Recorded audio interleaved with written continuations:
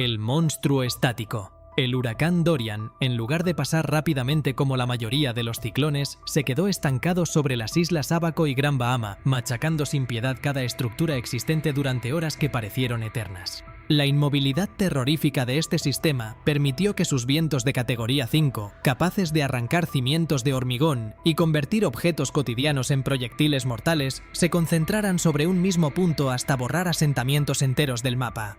Fue una demostración de poder donde la naturaleza no se limitó a pasar, sino que decidió reclamar el terreno con una persistencia que superó cualquier plan de evacuación o medida de seguridad previa. Si te apasiona descubrir la realidad detrás de las catástrofes más impactantes de la historia, suscríbete y activa la campanita para no perderte ningún detalle de este relato profundo y revelador. La angustia de quienes vivieron aquellas horas bajo el ojo del huracán fue absoluta, pues el estancamiento de Dorian significó que la marejada ciclónica no retrocediera, sino que se mantuviera alimentando la inundación. Las comunidades, acostumbradas a convivir con la temporada de tormentas, se vieron superadas por una fuerza que no conocía precedentes en la región. Mientras los techos volaban y las paredes se rendían ante la presión del viento, la población entendió que el paraíso que habitaban se estaba transformando en una trampa acuática de la que nadie podía escapar, obligando a cientos de personas a refugiarse en espacios improvisados mientras el agua subía peligrosamente a su alrededor. La parálisis de la tormenta permitió que la destrucción fuera sistemática y total. En las islas Ábaco, la intensidad de los vientos dejó un paisaje que parecía haber sido bombardeado, con edificios reducidos a astillas y árboles despojados de toda vida. La infraestructura eléctrica, las comunicaciones y los servicios básicos desaparecieron al unísono, dejando a miles de personas en un aislamiento total mientras el mundo exterior aún intentaba procesar que un huracán de tal magnitud pudiera permanecer tanto tiempo sobre tierra firme. Fue una tragedia marcada por la incapacidad de movimiento, donde el tiempo parecía haberse detenido mientras el viento seguía golpeando incansablemente la misma zona. Lo que convirtió a este evento en un hito de la historia moderna fue precisamente la naturaleza estática del fenómeno.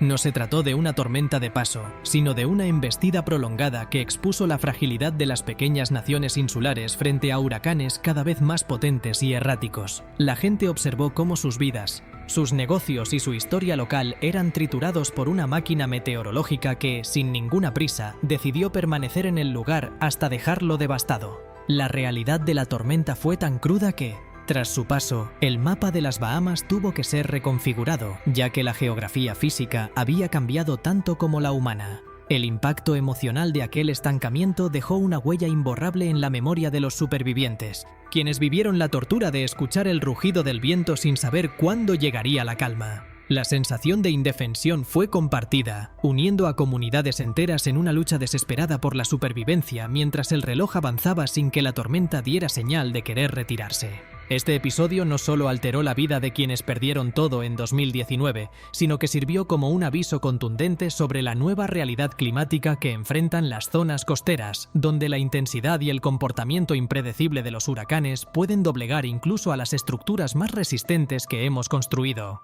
La tragedia de Dorian no se limitó al impacto del viento. El estancamiento sobre las islas permitió que la marejada ciclónica alcanzara niveles que desafiaron toda lógica de seguridad. Durante horas, el océano fue impulsado hacia el interior de las tierras bajas, convirtiendo calles, aeropuertos y zonas residenciales en un inmenso pantano salado.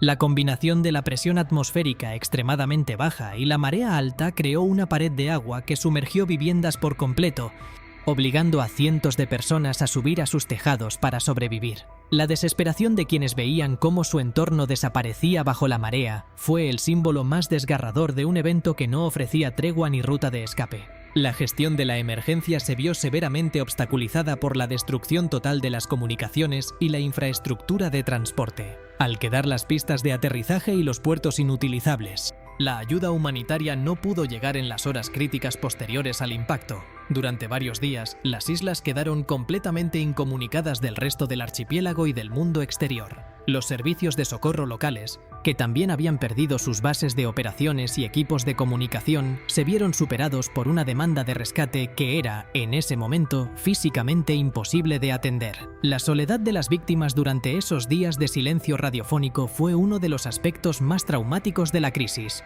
El impacto sobre el tejido social fue devastador, ya que la economía de las islas dependía casi exclusivamente del turismo y la pesca, dos sectores que fueron anulados en cuestión de minutos. Los negocios familiares, los hoteles boutique y las flotas de embarcaciones fueron reducidos a escombros o arrastrados por la corriente, dejando a miles de trabajadores sin sustento de la noche a la mañana. La población tuvo que enfrentarse a la cruda realidad de que no solo habían perdido sus bienes materiales, sino la fuente misma que sostenía su modo de vida.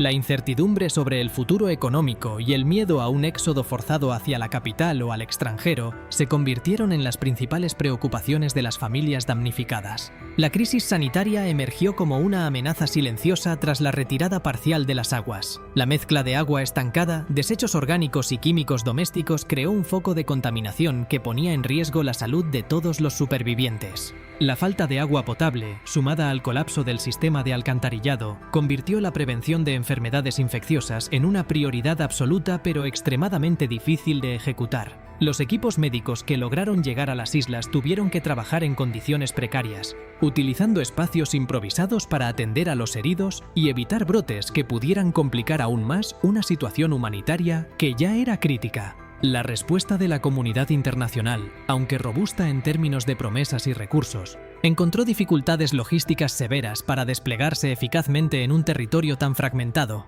La coordinación entre los diferentes actores, desde gobiernos extranjeros hasta organizaciones no gubernamentales, fue un desafío constante que se sumó a la complejidad de operar en islas cuyas conexiones terrestres habían sido borradas del mapa. Aquel periodo demostró que, ante desastres de esta magnitud en zonas remotas, la capacidad de respuesta debe ser autónoma y contar con protocolos mucho más agresivos de preposicionamiento de suministros. El huracán no solo expuso las debilidades estructurales de las Bahamas, sino que sirvió como un espejo para que todas las naciones insulares revisaran sus propias estrategias de supervivencia frente a sistemas cada vez más destructivos. La información es poder y la prevención es la clave para evitar futuras tragedias. Si quieres apoyar nuestro trabajo de investigación y seguir profundizando en la realidad de los desastres que marcaron nuestra era, suscríbete, dale me gusta a este contenido y compártelo con alguien que necesite conocer estos hechos. El costo humano del huracán Dorian trascendió las cifras oficiales, revelando una historia de familias divididas y una resiliencia puesta a prueba hasta el límite.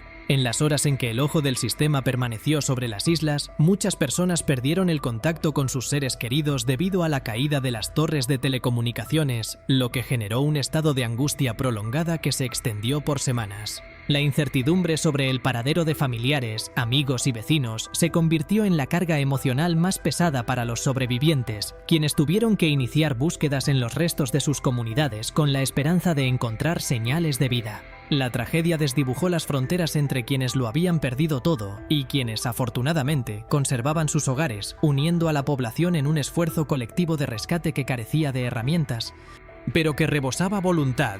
La educación y el sistema escolar fueron otros pilares que se desplomaron bajo la fuerza de la tormenta. Escuelas que servían como centros comunitarios quedaron inhabilitadas, interrumpiendo el ciclo formativo de miles de niños y jóvenes cuya cotidianidad fue borrada. La pérdida de los espacios educativos no solo significó un retroceso en el aprendizaje, sino la eliminación de los refugios seguros donde la juventud encontraba apoyo psicológico y social. La reconstrucción de estos centros se planteó como una meta a largo plazo que, para muchas familias, representaba el único camino posible para recuperar la normalidad y proyectar un futuro dentro del archipiélago. El impacto sobre la salud mental se volvió una preocupación crítica a medida que los días de auxilio se transformaron en meses de reconstrucción.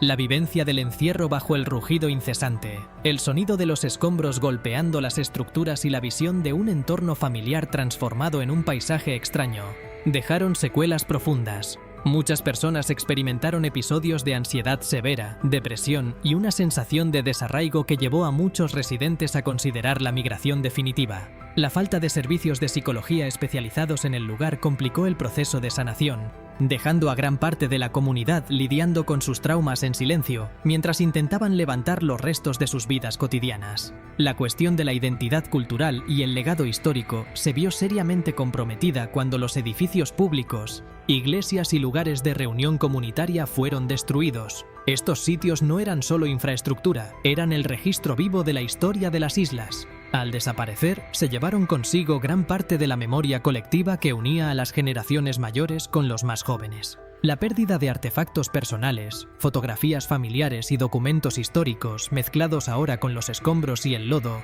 representó un vacío difícil de llenar. El reto de reconstruir el patrimonio cultural de las islas se convirtió en un componente esencial de la recuperación, subrayando que la identidad de un pueblo es tan vulnerable a los fenómenos extremos como sus construcciones físicas. En el plano ambiental, el daño fue igualmente profundo y perturbador.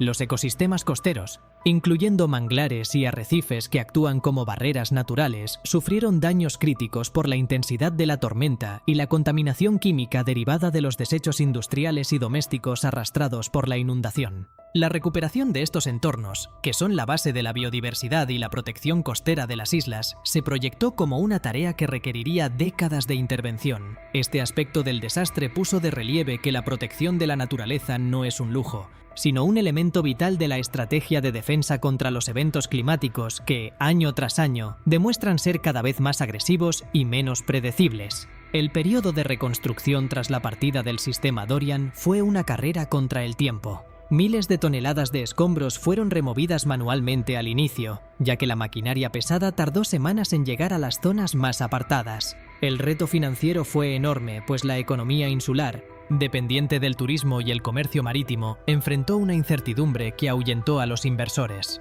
La remoción de desechos no fue solo una tarea técnica, sino un paso necesario para recuperar el terreno perdido y comenzar a planificar un futuro incierto pero necesario. La implementación de nuevas normativas de construcción fue fundamental. Se exigieron estándares rigurosos para que las viviendas no solo resistieran vientos extremos, sino que fueran capaces de soportar futuras marejadas. Sin embargo, este cambio generó tensiones sociales debido a los altos costos de reconstrucción, creando una brecha entre quienes pudieron invertir en tecnología segura y aquellos que no contaron con los recursos para cumplir con las nuevas exigencias de seguridad.